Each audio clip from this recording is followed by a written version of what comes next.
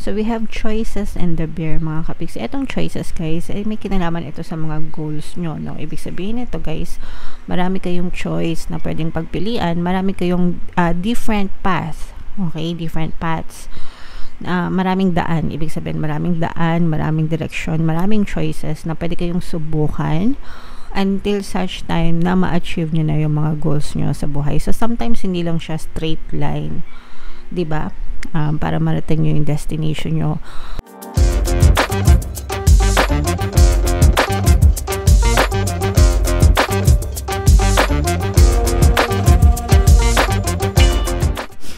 Hello guys, hello Capricorn, welcome back to Pinoy Pixie Tarot. Ang pamagatang episode natin for tonight is sa loob ng 30 araw, 30 days mga kapiksi by the time na mapanood nyo tong video na to. So, general reading lang guys, pwede mag-resonate, pwedeng hindi, pwedeng positive, pwedeng negative. Unahin natin tong deck na to guys, tingnan natin yung mga maaaring maganap or advice nyo sa loob ng 30 days. So, meron tayong stubbornness energy mga kapiksi. No? Pag sinabing stubborn, matigas ang ulo guys. So, it's either ikaw yung nagiging matigas ang ulo or pwedeng you may be dealing with a person na matigas yung ulo. So, kung kayo ay adult na, probably guys, pwedeng stubbornness pagdating sa mga desisyon, no? Sa mga pagdidesisyon niya sa buhay, parang medyo matigas yung ulo nyo. Ibig sabihin, parang pag sinabi kasi matigas yung ulo, walang sinusunod kundi yung sarili. Sometimes it's okay, sometimes it's not okay. Okay yan sa perception nyo na tipong hindi kayo basta-basta nagpapa-impluensya sa ibang tao. Pero hindi siya okay kapag yung tipong alam mo na na masama or hindi maganda pero sinusunod mo pa rin. Nagets nyo ba? Ibig sabihin parang wala kang pinapakinggan kundi yung sarili mo, kahit alam mo ng mali, tinutuloy mo pa.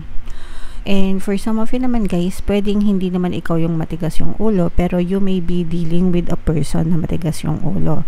So pwedeng, let's say for example, may anak ka na, pwedeng matigas yung ulo ng mga anak mo, or matigas yung ulo ng specific person mo, or matigas yung ulo ng magulang mo, anybody from your within your quantum bubble, mga kapiksi na you may be dealing with stubbornness, kaya medyo masakit sa ulo.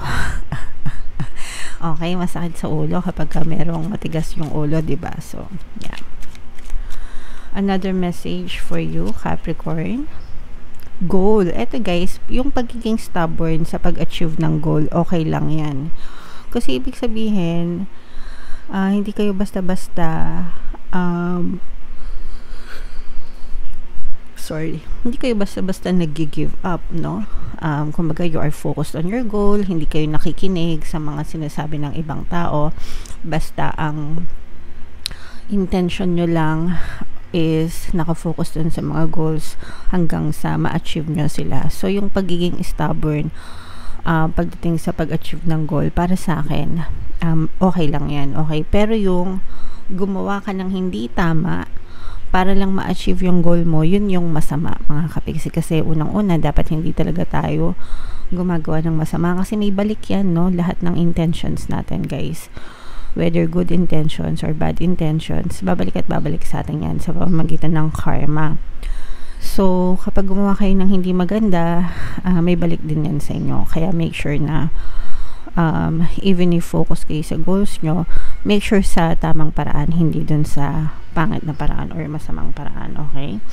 So, and this is also an indication guys na pwedeng may marating kayo, no? Or ma-achieve sa mga goals or desires na sinet nyo sa buhay nyo. Okay? So, strong indication yan, Capricorn. Kaya, good job kayo dyan.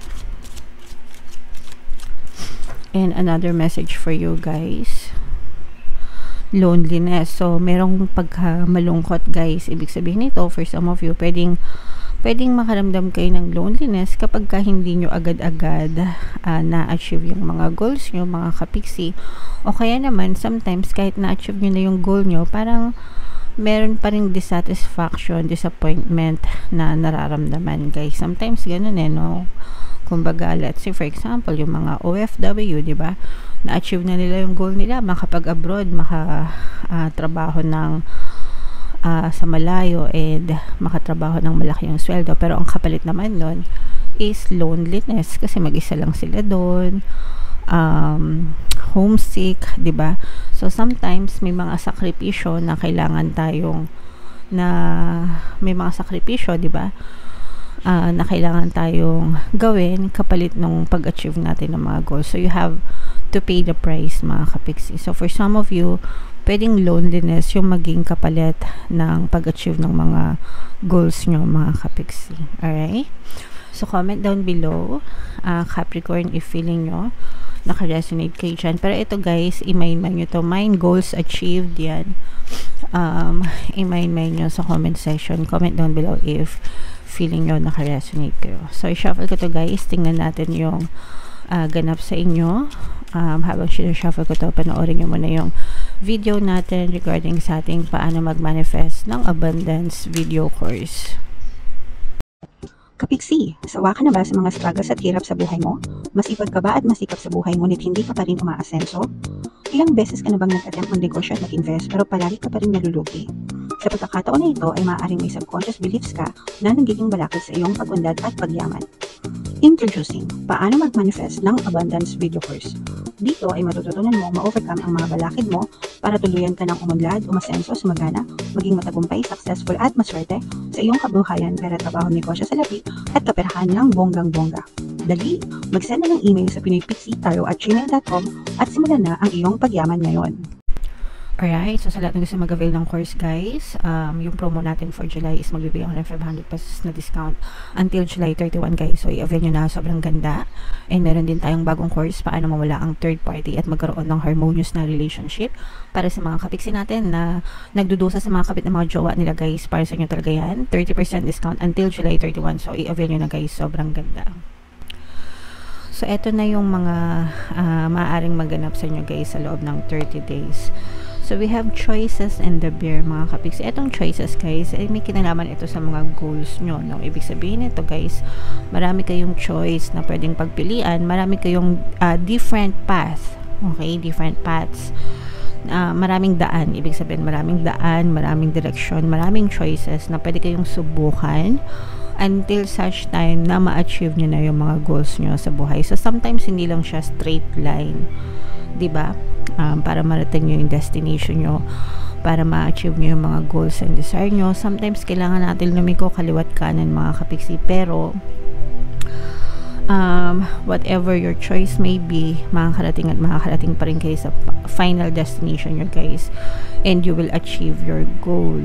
Okay, so napakaganin to guys, kasi maraming pamamaraan yung binibigay sa inyo ng universe para ma-achieve nyo yung mga goals nyo.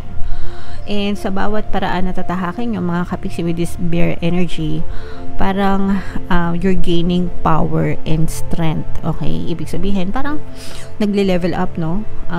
Parang sa mga games, di ba guys? For sure, one way or another, naglaro kayo ng mga games sa computer nyo or kung saan man sa cellphone nyo, di ba? Kapag nagle-level up tayo, kapag naglalaro tayo ng mga games, kapag natapos nyo na yung first level, pumunta na kayo sa second level, di ba? Parang nagpa-power up kayo, nagle-level up kayo. So nadadagdagan yung skills nyo and yung knowledge nyo. Sometimes mahaba yung buhay nyo, so you're gaining strength and power through the choices that you make, mga kapiksi. Ibig sabihin, sa bawat options na pinipili mo sa buhay, you're gaining strength, you're gaining wisdom, lalo pa kayong nagiging mas magaling, mas malakas, mas strong, mas powerful, mas dominating habang pinagdadaanan nyo itong mga experiences sa buhay na to. Okay? Alright. And with this cross energy, mga kapiksi, ibig sabihin nito, may mga nagigain kayo ng strength pero may mga sufferings din. Ito yung sinabi ko kanina guys na sacrifices, diba? Sabi ko sa inyo kanina, sometimes we have to pay the price kapalit ng mga achievements natin sa buhay. So these are the price that you need to pay, mga kapiksi. May mga sacrifices talaga kayo, may mga sufferings kayo, pero lahat naman yon is bumabalik dito sa goal nyo. Lahat ito is ginagawa nyo para sa mga goals nyo sa buhay, mga kapiksi, para ma-achieve nyo yung mga goals nyo or yung mga minimitate nyo sa buhay nyo. Now, kasama sa mga sacrifices dito is yung mga, let's say for example, may mga anak kayo guys, no? Syempre kapag ikaw magulang tas nalayo sa iyo mga anak mo, hindi natin sila namomonitor, hindi natin sila natuturuan ng sa paraang gusto natin. So isa yun sa mga sakripisyo. And pwede rin na kagaya nga nung sinabi ko kanina, if you are an adult and meron ka mga anak, baka nagiging stubborn na rin sila, matigas yung ulo, mga kapiksi. So those are the sacrifices that you need to make, pero get in touch with them as much as you can, no, mga kapiksi. Kung meron kayong mga anak guys, especially nowadays, madali lang kumontak, no, hindi na uso yung telegrama nung panahon, yung mga sulat-sulat. Nung panahon namin, naabutan ko pa yung telegram guys. Okay, naabutan ko pa yun, at saka yung mga sulat-sulat. Ngayon, di ba, isang chat na lang, isang call na lang, may kita mo na yung mahal mo sa buhay kahit nasa long distance pa kayo. So if adults kayo guys, if you're a parent, and malayo kayo sa mga anak nyo, keep in touch with them as much as you can, mga kapiksi. And nakaka-drain din siya ng energy nyo guys with this mice energy. Pwedeng, sabi ko nga, sumasakit yung ulo nyo if you are dealing with stubborn people. And parang doon nauubos yung energy nyo, nadidrain yung energy nyo. Ibig sabihin, nawawalan kayo ng lakas, ganyan. Or parang literal na sumasakit yung ulo nyo. And you also have to take care of small things. Be aware guys. Beware.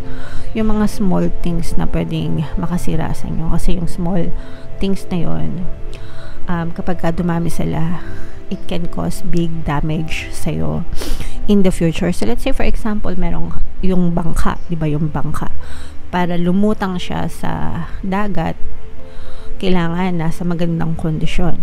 Yung bangka, kapag nagkaroon ng butas, hindi naman siya agad-agad lulubog, di ba? Pero papasukan siya ng tubig, which may cause yung bangka para lumubog. And kapag maraming butas yung bangka, syempre, the more na mas maraming butas, the more na mas mabilis mapupuno ng tubig yung bangka, the more na mas mabilis siyang lulubog. So, ibig sabihin, make sure na yung condition mo is inaalagaan mo. In yung mga maliliit na butas na yon, kagaya sa bangka, make sure na tinatapalan mo sila or nire-repair mo agad, ina-address mo agad para hindi ka lumubog, so that you can stay afloat and makasurvive. Okay? So, yung mga maliliit na problema nyo, mga kapiksi, sa buhay, make sure na sinusolusyonan nyo agad. Okay, huwag nyo nang palakihin or padamihin. Kasi pag lumaki siya at dumami siya, yung mga negative thoughts and assumptions nyo, yung mga negative emotions nyo, kapag yan ay dumami, para kayong bangka na lulubog sa tubig. And may hirapan kayo makaahon. Sometimes hindi na yan umaahon. Okay? So, yeah. Yan yung message para sa inyong Capricorn.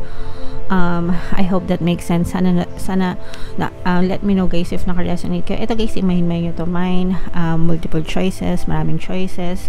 Mine, achievement ng goals. Mine, strong power, personality, diba? So, imahin nyo yan guys lahat sa comment section, kasi deserve nyo yan, mga kapiksi. And comment down below guys if feeling nyo naka-resonate kayo, and pakinggan nyo to guys yung mga pampaswerte subliminals natin, especially yung pantaboy ng malas, pang-akit ng swerte, super effective guys, as in. And ito naman yung ating mga success stories ng paano mag-manifest ng abundance video course. Click here to subscribe guys, and click here to join our membership program. Thank you for liking, sharing, and subscribing, and see you again next time. I love you all guys. Have a nice day. Bye bye.